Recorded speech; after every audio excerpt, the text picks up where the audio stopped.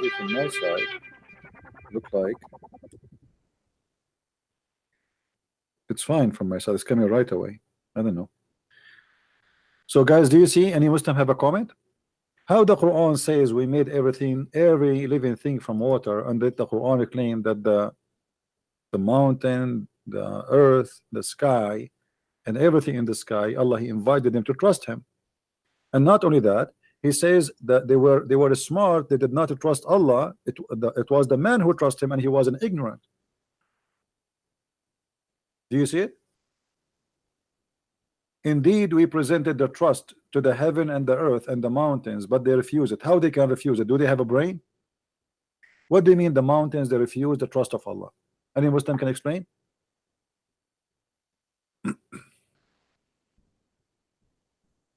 Hello?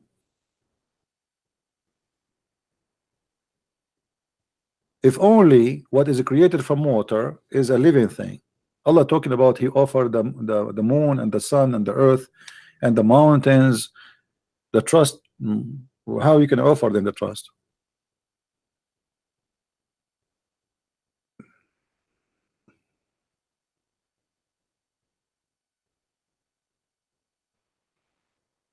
Do we have any Muslim who like to call?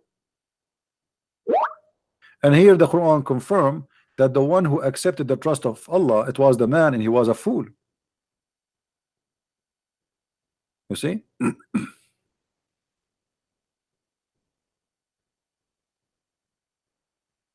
You trust Allah, you are a fool. Read carefully. I'm not the one who's saying that.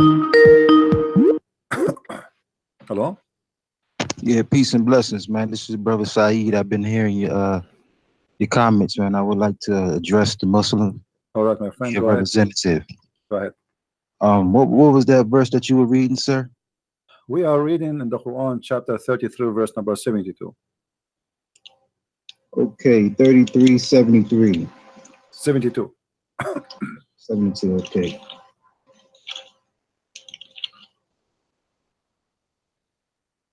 Okay, so reading from the English to the from the Arabic to the English, truly we did offer the trust to the heavens and the earth and the mountains, but they declined to bear it and were afraid of it. However, man bore it. Verily, he was unjust to himself and ignorant. Now, what is your question, sir? My question, if everything living thing is from water, Allah is offering the sky and the earth and the mountains a trust, and they refuse. How they refuse? They refuse. Yeah, how the mountain refuse? Well, the Lord says it right here. How? The Lord the mountain offered it to them. Yeah, but how are you talking to who? To the rocks? Well, the Lord is addressing the question that you're asking. You know, the Lord is saying we offered the trust to the mountains. So the Lord is indeed talking to the mountains. Okay, and the mountain, they talk back, they say no, we don't accept. Well, this is because of the responsibility, as the Lord says in the verse. Yeah, but this is mean the mountains, they have a brain, and they knew what is responsible and what is not, right? Indeed. Okay, do you really believe that the mountains are living creatures and they have a brain? And they yeah, absolutely. Absolutely, really? I believe. Yeah, I mean, when you look at the reality of birds and the way that they function and the way that they operate in terms of waking up, the rooster crocs. How the birds function? Well, the way birds function, according to the birds in my area, you know, every morning around Fajr time they start chirping. You see, around the Friday, they start doing what? Around Fajr hour. The Fajr hour is the time that Muslims pray, and so around this particular time they always chirp, right? So we're talking about a design that Allah created these birds to function on. So when the Lord is saying, "I offered the heavens and the earth to take the responsibility of this trust," you know, we realize that Allah subhanahu wa ta'ala gave it these functions to decide, and it declined the offering. You see, in which language Allah He offered them the offering? In what language? Yeah, Well, according to the Quran, before my calling you, you read it in the Arabic, so just translating it into the English. So look like those mountains, they speak Arabic.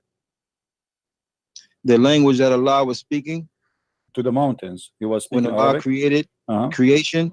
No, like when he offered them those things, he spoke to them in which language? In which language they respond? Well, you got to understand, brother, that this revelation called the Quran was sent down to Muhammad in the Arabic language. So we're understanding a story.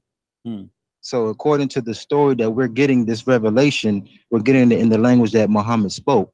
So you see, in terms of the language that Allah spoke to the mountains and the heavens and all of these things, according to what we got from this Quran, we just know that Allah is the creator of speech. Allah is the creator of language. Yeah, but how? But how the mountain they speak? I mean, you see, do the mountain have a tongue? Well, obviously not now at this particular time. So what happened? They lost their tongue by time. What happened? Well, just by looking at what they did, they declined the offer. So by declining the offer, the Lord took away some of the things that will be required to take the trust. So when He created them, they used to have a tongue, and then by time Allah He cut their tongue because they declined the offer. So when Allah He offered them that, what does that mean? He offered them Islam and they refused to accept Islam? Negative. What Allah offered was the trust that the whole purpose of man on earth is to be a caliph, a ruler, you see, to have dominion over everything in creation.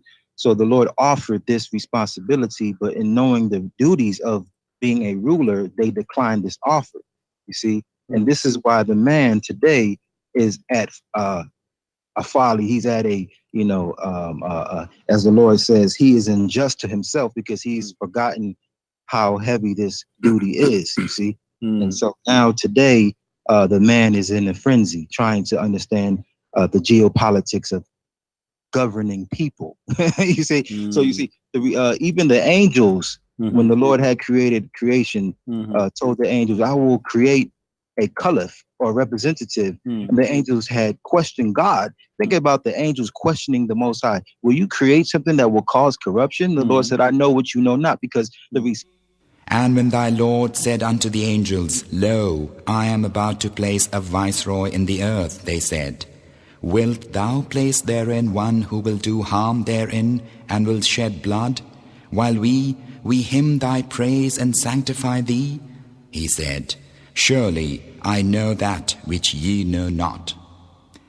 And unto man, O Adam, dwell thou and thy wife in the garden, and eat from whence ye will, but come not nigh this tree, lest ye become wrongdoers. He said, Go down from hence, one of you a foe unto the other. There will be for you on earth a habitation and provision for a while. He said, There shall ye live, and there shall ye die, and thence shall ye be brought forth.